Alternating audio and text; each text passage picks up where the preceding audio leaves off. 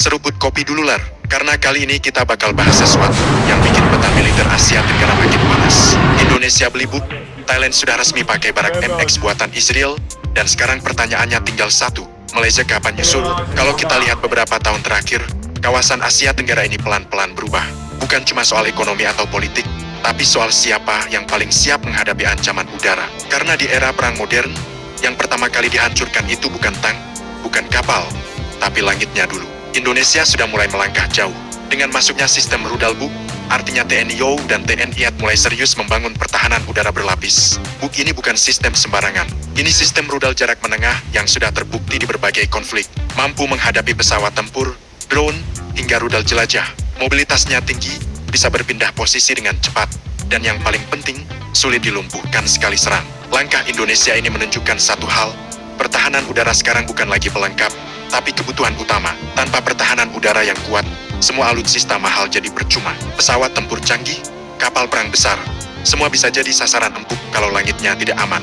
Nah, sementara Indonesia memperkuat pertahanan dengan BUK, Thailand malah melangkah lebih jauh lagi. Mereka tidak main setengah-setengah. Thailand resmi mengakuisisi sistem barak MX dari Israel, dan ini bukan sistem biasa. Barak MX adalah salah satu sistem pertahanan udara paling modern saat ini. Sistem ini bukan cuma bisa menembak pesawat, tapi juga drone, rudal jelajah, bahkan rudal balistik jarak pendek.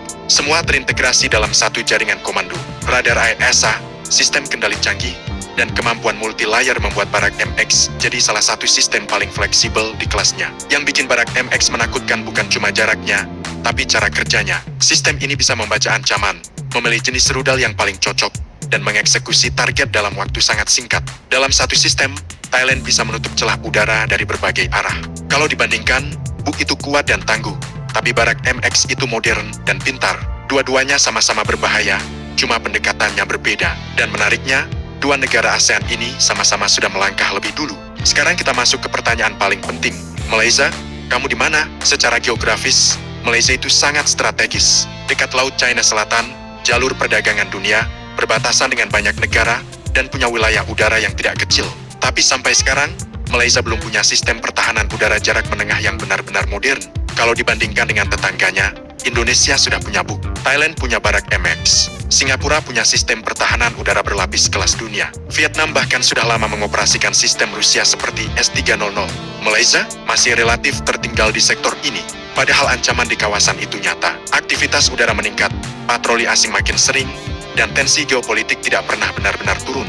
Tanpa sistem pertahanan udara yang memadai, wilayah udara bisa jadi titik lemah paling berbahaya. Kalau kita bicara kemungkinan, sebenarnya Malaysia punya banyak opsi. Bisa ambil ENA SAMS dari Amerika, IRIS-T dari Eropa, HISAR dari Turki, atau bahkan barak MX seperti Thailand. Tinggal masalahnya satu, mau atau tidak, karena membangun pertahanan udara bukan cuma soal beli senjata, tapi soal keputusan politik, anggaran besar, dan arah strategi pertahanan jangka panjang.